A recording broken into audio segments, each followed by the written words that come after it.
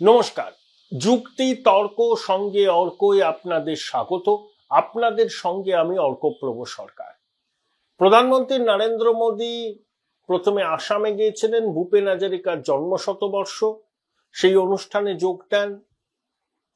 নুমালীগড়ে একটা ইথানল প্ল্যান্টের উদ্বোধন করেন, তারপর জনসভায় ভাষণ দেন। সেখানে তিনি কার্যত বিরোধীদের খোলাখুলি চ্যালেঞ্জ করেছেন। বলছেন, আপনাদের হিম্মত থাকলে আপনারা অনুপ্রবেশকারীদের মদত দিন, আর কেন্দ্রের এনডিএ সরকারের সংকল্প যে ঘুষপেটিয়াদের দেশ থেকে বার করবে। অর্থাৎ সোজাসুজি চ্যালেঞ্জটা ছুড়ে দিলেন কংগ্রেস সহ ইন্ডি জোটের অন্য শরিক দলগুলোর দিকে। দেখুন, লালকেল্লার প্রাকার থেকে স্বাধীনতা দিবসের ভাষণ হোক, তারপরে যে যে জনসভায় প্রধানমন্ত্রী বক্তব্য রেখেছেন, সেখানে অনুপ্রবেশের সমস্যা দেশের নিরাপত্তার পক্ষে যে কতটা বিপজ্জনক সেটা ব্যাখ্যা করেছেন।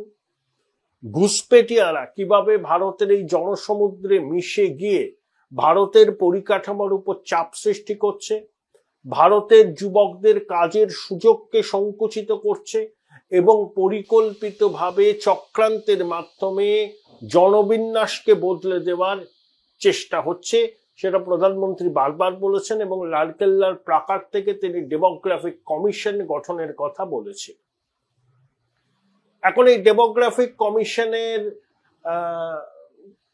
কিভাবে হবে, কজন থাকবে, সেই কমিশনের মাথায় কারা থাকবে, সেই কমিশন কতদিনের মধ্যে রিপোর্ট দেবে, সেই কমিশনের কার্যপদ্ধতি কি হবে, কমিশনের সদস্যরা কোথায় কোথায় যাবেন,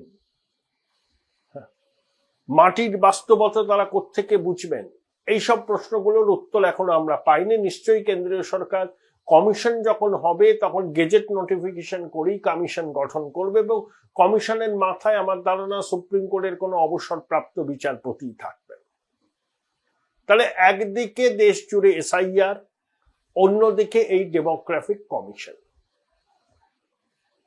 প্রশ্ন হলো, এই অনুপ্রবেশের সমস্যাটা ভারতবর্ষের সব থেকে বেশি কোথায়? অবশ্যই ভারত বাংলাদেশ সীমানায় যে যে রাজ্যগুলো আছে, পশ্চিমবঙ্গ, আসাম, ত্রিপুরা, মেঘালয়। বাংলাদেশি, বিশেষ করে বাংলাদেশি মুসলিমরা এই দেশে প্রবেশ করছে, তারা বিভিন্ন জায়গায় ছড়িয়ে পড়ছে। দেখুন, পশ্চিমবঙ্গে তো কাজের সুযোগ কম, এরা বাংলাদেশ থেকে ঢুকে এখান থেকে কিছু কাগজপত্র বার করে ভোটার তালিকায় নাম তুলেছে, তারা নিজেদের দেশ এই ভারতের নাগরিক বলে মনে করেন। ভালো কাজের জন্য তারা অন্যান্য রাজ্যে ছড়িয়ে যাচ্ছেন, যেখানে মজুরি বেশি, সেখানে ভারতীয়রাও যাচ্ছেন। তাহলে ভারতীয় পরিযায়ী শ্রমিক আর বাংলাদেশ থেকে অনুপ্রবেশকারী, তারাও পরিযায়ী শ্রমিক হিসেবে অন্য রাজ্যে যাচ্ছে, সেখানে কনফ্লিক্ট অফ ইন্টারেস্ট হচ্ছে, পরিকাঠামোয় চাপ পড়ছে। ভারত বাংলাদেশ 4200 কিলোমিটার সীমান্ত, পশ্চিমবঙ্গে প্রায় 2200 কিলোমিটার। তার মধ্যে 1/4 এখনো বেড়া দেওয়া হয়নি, তার মধ্যে 112 কিলোমিটারে বেড়া দেওয়া যাবে না, 457 কিলোমিটারে বেড়া দেওয়া যাবে। তার মধ্যে 182 কিলোমিটারে কাঁটাতারের বেড়া দেওয়ার জন্য যে জমি প্রয়োজন, সেই বাবদ টাকা কেন্দ্রীয় সরকার রাজ্য সরকারকে দিয়েছে। এখন রাজ্য সরকার জমি অধিগ্রহণ করে কেন্দ্রীয় সরকারকে দেবে, তাহলে কাঁটাতারের বেড়া হবে। আর 112 কিলোমিটারের কোথাও বেড়া দেওয়া যাবে না, কারণ সেখানে ল্যান্ড বর্ডার, রিভারাইন বর্ডার এমন ভাবে আছে, সেখানে বেড়া দেওয়া সম্ভব নয়। আমি উত্তর 24 পরগনা আটঘড়া বলে একটা গ্রামের কথা জানি, রান্নাঘর ভারতে, বসার ঘর বাংলাদেশে। আমি সেখানে গেছি, বোঝাই যাবে না কোনটা ভারত কোনটা বাংলাদেশ। এই কিছু অংশ বাদ দিয়ে অন্য জায়গাতে কিন্তু কাঁটাতারের বেড়া দেওয়া যাবে। তাহলে এসআইআর হবেই। সুপ্রিম কোর্ট অবজারভেশনে বলেছে যে সাংবিধানিক প্রতিষ্ঠান নির্বাচন কমিশন এসআইআর করার সময় যদি কোনো গ্রস ভায়োলেশন করে আইনের, নিয়মের, তাহলে তারা কঠোর পদক্ষেপ বাতিল করে দিতে পারে। এগুলো হচ্ছে অবজারভেশন এবং রায়ের মধ্যে কোনো মিল থাকে না। এতে সংবাদ মাধ্যম খবর করে, অনেক সময় দেখা গেছে 99% ক্ষেত্রে অবজারভেশনে যে কথা বলা হয়, রায় সম্পূর্ণ উল্টো কথা বলা হয়। এসআইআর হবে এটা নির্বাচন কমিশনের সাংবিধানিক দায়িত্ব, সাংবিধানিক প্রতিষ্ঠান, তারা সব নিয়ম কানুন মেনে এসআইআর করবে। সুপ্রিম কোর্টের নির্দেশ মতো আধার কার্ডকে 12তম নথি হিসাবে নির্বাচন কমিশন মান্যতা দিয়েছে। আবার সুপ্রিম কোর্ট এটাও বলেছে সেই আধার আসলি না নকলি সেটা নির্বাচন কমিশন যাচাই করে দেখতে পারে। পশ্চিমবঙ্গে এসআইআর হবে দীপাবলির পরে, 1 মাস ব্যাপী এসআইআর হবে, সাজো সাজো রব কমিশনে রাজনৈতিক দলগুলো। তাহলে একদিকে এসআইআর অবশ্যম্ভাবী, অন্যদিকে প্রধানমন্ত্রীর ঘোষণা ডেমোগ্রাফিক কমিশন। এই দুটোর উদ্দেশ্য হলো যে অবৈধ অনুপ্রবেশকারীদের চিহ্নিত করে ডিপোর্ট করা। সুপ্রিম কোর্ট কি বলেছে যে অবৈধ অনুপ্রবেশকারীদের চিহ্নিত করার পর তাদের তো আর খোলা ছুট দেওয়া যায় না, তাদেরকে ডিটেনশন ক্যাম্পে রাখতে হবে এবং প্রত্যেক রাজ্যে ডিটেনশন ক্যাম্প তৈরি করতে হবে, সুপ্রিম কোর্ট বলে দিয়েছে। তাহলে ডেমোগ্রাফিক কমিশন বা ডেমোগ্রাফিক মিশনের আওতায় যে পদক্ষেপই কেন্দ্রীয় সরকার নিক না কেন, তার অভিঘাত পশ্চিমবঙ্গে ব্যাপকভাবে পড়বে। একদিকে এসআইআর এর আতঙ্কে ভুগছে শাসক, তাদের কনজারভেটিভ এস্টিমেট কম পড়ে 70 লক্ষ নাম বাদ যাবে, বিজেপির দাবি 1 কোটির উপর নাম বাদ যাবে, এবং যে নামগুলো বাদ যাবে তার মধ্যে মৃত ভোটার, 2 জায়গায় নাম তোলা ভোটার, অবৈধ অনুপ্রবেশকারী, তাদের নামই থাকবে। এদের অধিকাংশই তৃণমূলের ভোট ব্যাংক ক্ষতিগ্রস্ত হবে। তার উপর ডেমোগ্রাফিক কমিশন, মরার উপর খাড়ার ঘা। 24 লোকসভার পরে যে পরিস্থিতি তৈরি হয়েছে তাতে বিজেপি এবং তৃণমূলের মধ্যে তৃণমূল 2% বাড়তি ভোট পেয়েছে, যেটা এগিয়ে আছে। যেটা লোকসভা নির্বাচনে ফারাক ছিল 7%, সেটা কমে দাঁড়িয়েছে 2%। 2024 বাংলাদেশে জুলাই অগাস্ট গণ অভ্যুত্থান, তারপর আপনার মালদার মোথাবাড়ি, মুর্শিদাবাদের শামসেরগঞ্জ, পেহেলগামে বেছে বেছে হিন্দু পর্যটকদের খুন করা, প্রত্যুত্তরে অপারেশন সিন্দুর, হিন্দু ভোট কনসলিডেট হচ্ছে। এখনই পশ্চিমবঙ্গে 60% হিন্দু বিজেপিকে ভোট দেয়, লোকসভায় সেটা ছিল 56%। যতদিন যাবে হিন্দু কনসলিডেশন বাড়বে, আরো 2-3% হিন্দু কনসলিডেশন হলেই পশ্চিমবঙ্গের ক্ষমতার ভরকেন্দ্রটাই বদলে যাবে। তাই ত্রাহি মধুসূদন দশা, একদিকে এসআইআর, অন্যদিকে ওই ডেমোগ্রাফিক কমিশন। দেখুন, আসামের মুখ্যমন্ত্রী হেমন্ত বিশ্ব শর্মা ইন্ডিজোট তাকে গালমন্দ করে, বলে তিনি তো কংগ্রেসে ছিলেন, বিজেপিতে গিয়ে এখন বেশি বেশি বিজেপি হয়ে গেছে। হেমন্ত বিশ্ব শর্মার সরকার একটা সিদ্ধান্ত নিয়েছে, এই সিদ্ধান্ত পশ্চিমবঙ্গ সরকার কোনোদিন নেবে না। আসামে ধরুন একজন হিন্দু সম্প্রদায়ের মানুষ কোন ভিন্ন সম্প্রদায়ের মানুষকে এমনি এমনি সম্পত্তি বিক্রি করতে পারবেন না। Join Indian Institute of Hotel Management now. Right choice, right decision.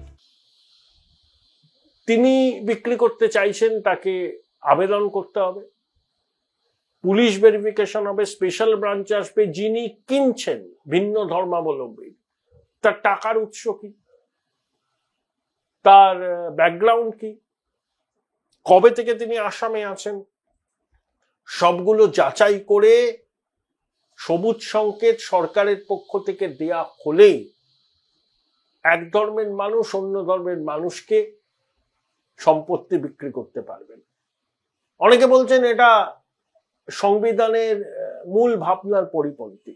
Assam সরকার কিন্তু বলছে না যে বিক্রি করতে পারবে না, বিক্রি করতে পারবে, কিন্তু কতগুলো কন্ডিশন মানতে হবে এবং কতগুলো পদ্ধতির মধ্যে দিয়ে যেতে হবে। গেল রব উঠছে কেন? আসামের জনবিন্যাস বদলানোর ছক তো আজকের নয়, দীর্ঘদিন ধরে। 71 সালে একটা তারিখ দেওয়া হয়েছিল, তার মধ্যে থেকে যারা বাংলাদেশ থেকে এসছেন তারা আসামের নাগরিক, তারপর কাউকে আর আসামের নাগরিক হিসেবে দেশের নাগরিক হিসেবে বিবেচনা হবে না। এটাই তো ঘোষিত অবস্থান ছিল। আসামের জনবিন্যাসের উপর চাপ পড়ছে, বদলে যাচ্ছে। অসমিয়ারাই নিজ ভূমি পরবাসী হবেন বলে হিমন্ত বিশ্ব শর্মা বলছেন, এবং এটা যে খুব অসঙ্গত তার দাবি তা কিন্তু নয়। এবং এই পদক্ষেপকে অনেকে বলছেন বৈপ্লবিক পদক্ষেপ। আমার চেনা পরিচিত কয়েকজন আছেন, বহরমপুর শহরে থাকেন দীর্ঘদিন। তারা বলছেন যে আমরা যদি বাড়ি বিক্রি করতে চাই, যে আশেপাশের গ্রাম থেকে ভিন্ন ধর্মের মানুষ এসে বলছেন আমাদের এই বাড়িটা বিক্রি করতে হবে। অনেকে করে দিচ্ছেন চাপের মুখে, আবার অনেকে করতে চাইছেন না। তাহলে বহরমপুর শহর, সেখানেও কিন্তু জনবিন্যাসের বদল হচ্ছে, অন্যান্য জায়গাতেও হচ্ছে। হেমন্ত বিশ্ব শর্মার আসামেও এটা হচ্ছে, সেই জন্য তিনি এই পদক্ষেপ নিচ্ছেন। বিতর্ক হবে জেনেও পদক্ষেপ নিয়েছেন, ক্যাবিনেটের সিদ্ধান্ত। তাহলে জনবিন্যাসের বদল এটা কিন্তু বড় সমস্যা, বিশেষ করে ভারত বাংলাদেশ সীমান্তবর্তী রাজ্যগুলোতে। বাংলাদেশের অন্তর্বর্তী সরকারের উপদেষ্টার প্রধান সহকারী মাহফুজ কি বলেছিল, হিজবুত তাহরিরের এই জঙ্গিটা, যে entire north east, Paschimbanga, Bihar নিয়ে বৃহত্তর বাংলাদেশ তৈরি করতে হবে, তা না হলে নাকি বাংলাদেশ দেশটার কোনো অস্তিত্বই থাকে না। সে একটা নতুন বাংলাদেশের ম্যাপ পর্যন্ত সমাজ মাধ্যমে দিয়ে দিয়েছিল। সুদি ইউনুস, আন্তর্জাতিক খ্যাতি সম্পন্ন বাটপার, সেই ছেলেটাকে কিন্তু এখনো তার সহকারী হিসাবে তাড়ায়নি। মায়াপুর ছিল অভ্যুত্থানের মাস্টার মাইন্ড। ইউনুস নিজে আমেরিকায় ক্লিন্টন ফাউন্ডেশনের সবাই গিয়ে বলেছে। তাহলে বাংলাদেশের শাসকদের মানসিকতা হচ্ছে এই। আইএসআই এর মদত আছে। পাক সেনাপ্রধান ফিল্ড মার্শাল আসিম মুনির কি বলেছেন, এবার ভারতকে আক্রমণ করা হবে ভারতের পূর্ব প্রান্ত দিয়ে, মানে বাংলাদেশের ভূমিকে ব্যবহার করে উত্তর পূর্ব ভারতে নিশানা করা হবে। চিকেন নেক খুব স্পর্শকাতর জায়গা, লালবনিয়াডে পরিত্যক্ত এয়ার স্ট্রিপ বাংলাদেশ ঢেলে সাজাচ্ছে, পাকিস্তান সেনা মদত দিচ্ছে, আইএসআই এর কার্যকলাপ বেড়েছে। আনসার আল্লাহ বাংলার প্রধান জসিম উদ্দিন রহমানি খোলাখুলি ভারতকে হুমকি দিচ্ছে। এই তো পরিস্থিতি। তাহলে জনবিন্যাস যদি বদলায়, তাহলে আমাদের নিরাপত্তার পক্ষে এটা অশনি সংকেত। তাই যে কোনো মূল্যে এই জনবিন্যাসের পরিবর্তনকে রুখতে হবে। ভাম, মাকু, সেকু, ভণ্ডগুলো নানা রকম কথা বলবেন, কিন্তু জল আমাদের মাথার উপর দিয়ে বইতে শুরু করেছে। আমরা কিন্তু নতুন করে নিজ ভূমে পরবাসী হতে চাই না। শাসক, রাজ্যের শাসক কোনো পদক্ষেপ নেবে না, তাহলে ভোট ব্যাংককে সুরক্ষিত রাখতেই ব্যস্ত। কিন্তু একদিকে এসআইআর, অন্যদিকে ডেমোগ্রাফিক কমিশন, এই দুয়ের সাঁড়াশি চাপে শাসকের এখন ত্রাহি মধুসূদন দশা।